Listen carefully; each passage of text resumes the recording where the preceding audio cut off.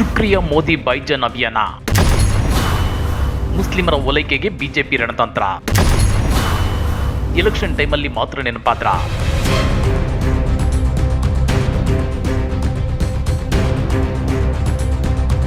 ಸಬ್ಕಾ ಸಾಥ್ ಸಬ್ಕಾ ವಿಕಾಸ್ ಅಂತೇಳೋ ಬಿಜೆಪಿ ನಾಯಕರು ಅಲ್ಪಸಂಖ್ಯಾತರ ಅಭಿವೃದ್ಧಿಯ ಬಗ್ಗೆ ಕಿಂಚಿತ್ತೂ ತಲೆ ಕೆಡಿಸಿಕೊಳ್ಳೋದಿಲ್ಲ.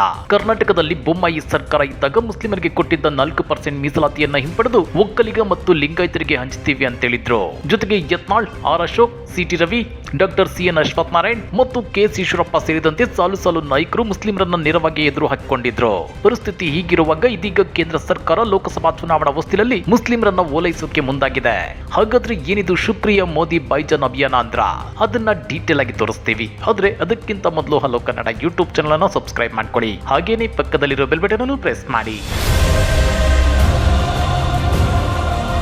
ಗಡ್ಡಕ್ಕೆ ಬೆಂಕಿ ಬಿದ್ದಾಗ ಬಾವಿ ತೋಡೋ ಹಾಗೆ ದೇಶದಲ್ಲಿ ಇಷ್ಟು ದಿನ ಬಹುಸಂಖ್ಯಾತರನ್ನ ಓಲೈಸೋಕೆ ಅಲ್ಪಸಂಖ್ಯಾತರನ್ನ ಕಡೆಗಣಿಸಿದ್ದ ಕೇಂದ್ರ ಬಿಜೆಪಿ ನಾಯಕರು ಇದೀಗ ಎಚ್ಚೆತ್ತುಕೊಂಡಂತೆ ಕಂಡು ಬರ್ತಿದೆ.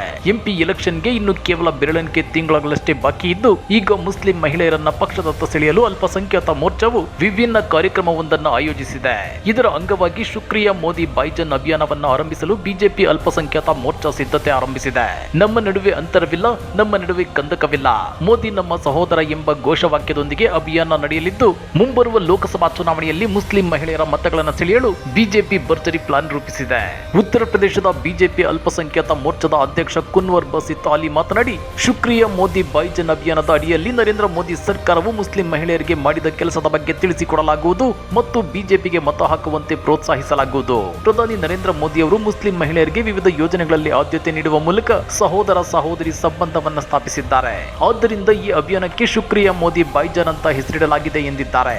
ಈ ಅಭಿಯಾನದ ಅಡಿಯಲ್ಲಿ ವಿವಿಧ ಕಾರ್ಯಕ್ರಮಗಳ ಮೂಲಕ ಮುಸ್ಲಿಂ ಮಹಿಳೆಯರು ಉಜ್ವಲ ಯೋಜನೆ, ಪ್ರಧಾನಮಂತ್ರಿ ಆವಾಸ್ ಯೋಜನೆ, ಆಯುಷ್ಮಾನ್ ಭಾರತ್ ಯೋಜನೆ ಮತ್ತು ಇತರೆ ಯೋಜನೆಗಳ ಪ್ರಯೋಜನಗಳನ್ನು ಪಡೆಯುವಂತೆ ಪ್ರಯತ್ನಿಸಲಾಗುವುದು.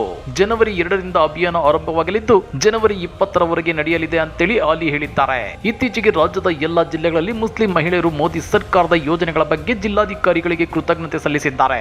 ಈ ಪ್ರವೃತ್ತಿಯನ್ನು ಮುಂದಕ್ಕೆ ತೆಗೆದುಕೊಂಡು ಹೋಗುವ ಸಲುವಾಗಿ ರಾಜ್ಯದ ಪ್ರತಿ ಲೋಕಸಭಾ ಕ್ಷೇತ್ರದಲ್ಲಿ ಶುಕ್ರಿಯ ಮೋದಿ ಬೈಜನ್ ಕಾರ್ಯಕ್ರಮಗಳನ್ನು ಆಯೋಜಿಸಲಾಗುತ್ತಿದೆ ಅಂತ ಹೇಳಿದ್ದಾರೆ. ಕರ್ನಾಟಕದಲ್ಲಿ ಜನವರಿ 3ರಂದು ಅಭಿಯಾನಕ್ಕೆ ಚಾಲನೆ ನೀಡಲಾಗುವುದು. ಕಾರ್ಯಕ್ರಮದಲ್ಲಿ ವಿವಿಧ ಮೋರ್ಚಾದ ಮುಖ್ಯಸ್ಥರು ಭಾಗಿಯಾಗಲಿದ್ದಾರೆ.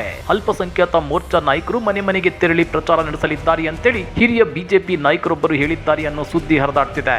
ಹಾಗಾದ್ರೆ ಬಿಜೆಪಿಗರಿಗೆ ಎಲೆಕ್ಷನ್ ಟೈಮಲ್ಲಿ ಮಾತ್ರ ಅಲ್ಪಸಂಖ್ಯಾತರು ನೆನಪಾದ್ರ? ಬಿಜೆಪಿಗೆ ಮುಸ್ಲಿಂ ಸಮುದಾಯ ನಿಜಕ್ಕೂ ಮತ ಹಾಕುತ್ತಾ? ಇಷ್ಟು ದಿನ ಕರ್ನಾಟಕದಲ್ಲಿ ಹಿಜಾಬ್, ಹಲಾಲ್, ಆಜಾನ್ ಮತ್ತು ಮಂದಿರ ಮಸೀದಿ ಹೀಗೆ ನಾನಾ ವಿಚಾರಗಳಲ್ಲಿ ಮುಸ್ಲಿಮರನ್ನ ಕೆರಳಿಸಿದ ಬಿಜೆಪಿ ನಾಯಕರು ಈಗ ಏಕಾಏಕಿ ಮುಸ್ಲಿಂ ಮಹಿಳೆಯರನ್ನ ವಿಶ್ವಾಸಕ್ಕೆ ತೆಗೆದುಕೊಳ್ಳಲು ಸಾಧ್ಯವಾಗುತ್ತಾ? ಕಮೆಂಟ್ ಮಾಡಿ, ವಿಡಿಯೋ ಲೈಕ್ ಮಾಡಿ, ಶೇರ್ ಮಾಡಿ. ಇಂಥ ಮತ್ತಷ್ಟು ರೋಚಕ ರಾಜಕೀಯ ಸುದ್ದಿಗಳನ್ನ ಮಿಸ್ ಮಾಡದೆ ನೋಡಬೇಕು ಅಂದ್ರೆ ಹಲೋ ಕನ್ನಡ ಯೂಟ್ಯೂಬ್ ಚಾನಲ್ ಅನ್ನ ಸಬ್ಸ್ಕ್ರೈಬ್ ಮಾಡ್ಕೊಳ್ಳಿ.